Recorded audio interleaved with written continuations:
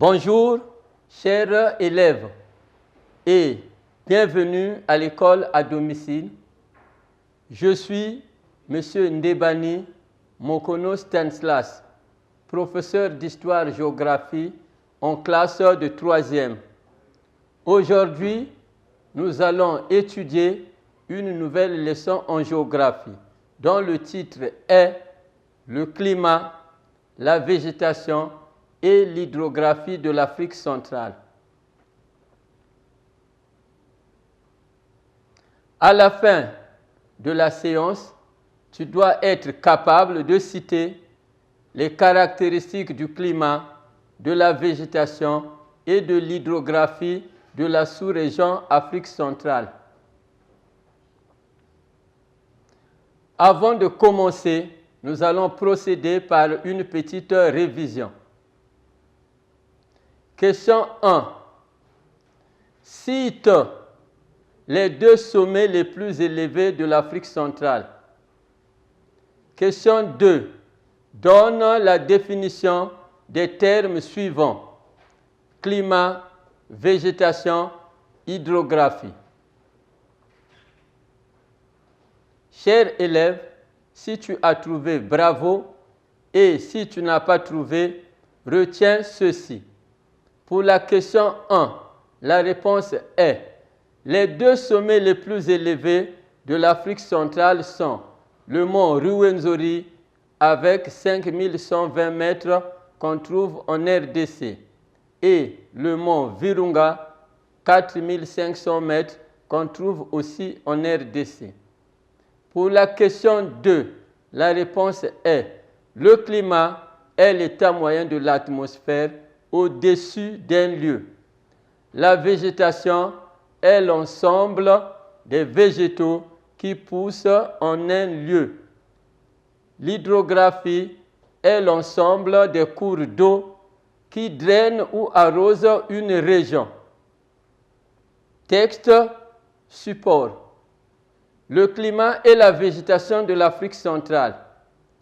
L'Afrique centrale présente 4 types de climats qui sont les climats désertiques, sahéliens, tropical humide et équatorial.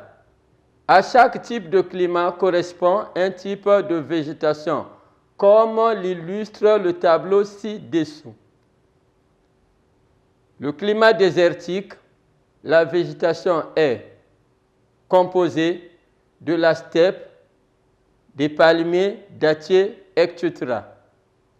Le climat sahélien, la végétation est constituée de la steppe, de la brousse à épineux, etc. Le climat tropical humide est constitué de la forêt claire et de la savane. Le climat équatorial constitué de la forêt dense. L'hydrographie de l'Afrique centrale est densément arrosée. Elle est drainée par beaucoup de cours d'eau.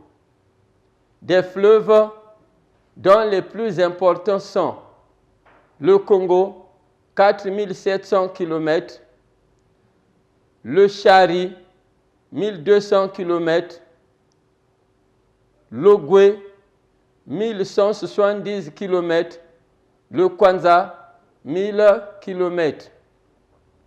On y trouve aussi quelques grands lacs comme le lac Tchad, le lac Tanganyika, le lac Kivu. L'importance de l'hydrographie. La pratique de la pêche et de la chasse des animaux aquatiques. Le transport des personnes et des biens. La construction des barrages hydroélectriques.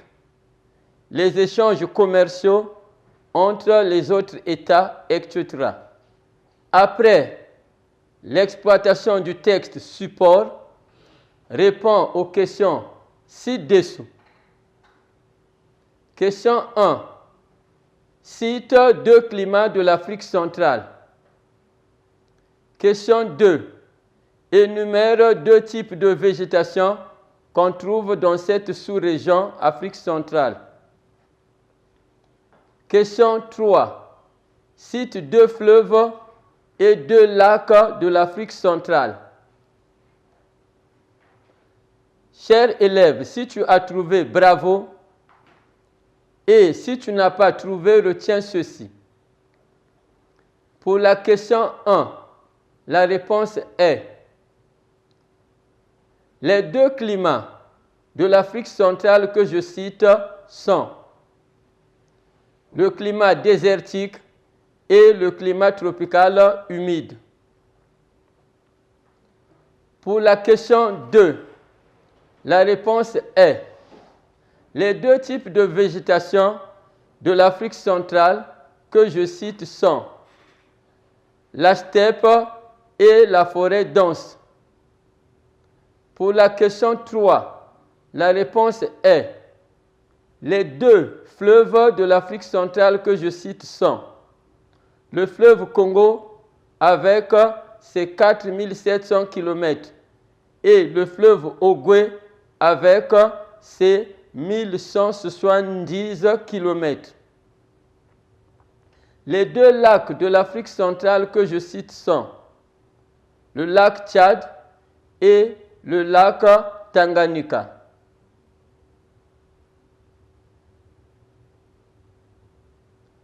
À présent, chers élèves, prends ton cahier et ton stylo, écris le résumé.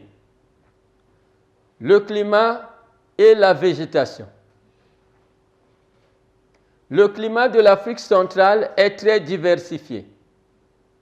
On y trouve les climats désertiques, sahéliens, tropical humide et équatorial. À chaque climat correspond un type de végétation. La végétation de l'Afrique centrale est constituée de la steppe, la forêt claire, la savane et la forêt dense. L'hydrographie de l'Afrique centrale. L'Afrique centrale est très densément arrosée.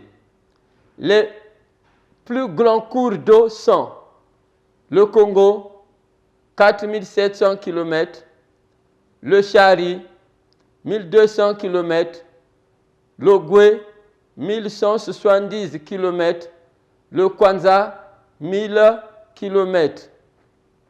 On y trouve aussi quelques grands lacs comme le lac Tchad, le lac Tanganyika, le lac Kivu. L'importance de l'hydrographie pour la population. La pratique de la pêche et de la chasse des animaux aquatiques. Le transport des personnes et des biens. La construction des barrages hydroélectriques. Les échanges commerciaux entre les États, etc.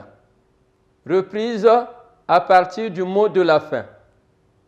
Chers élèves, nous voici arrivés à la fin de notre leçon de géographie portant sur le climat, la végétation et l'hydrographie de l'Afrique centrale. Au revoir et à bientôt.